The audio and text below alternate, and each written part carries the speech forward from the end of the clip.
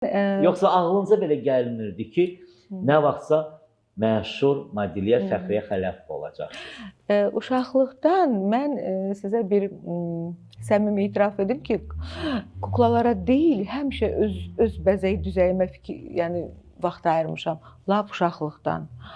Məni güzgün yanından ayırmaq çox çətindir, indi də elədir. Doğrudanmı? Sevirsinizmi güzgüyə baxmağı?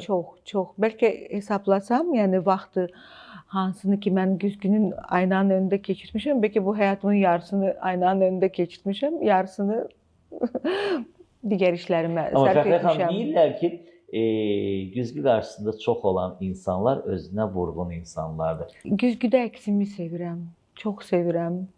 Biz də sizi sevirik. Çox sağ olun.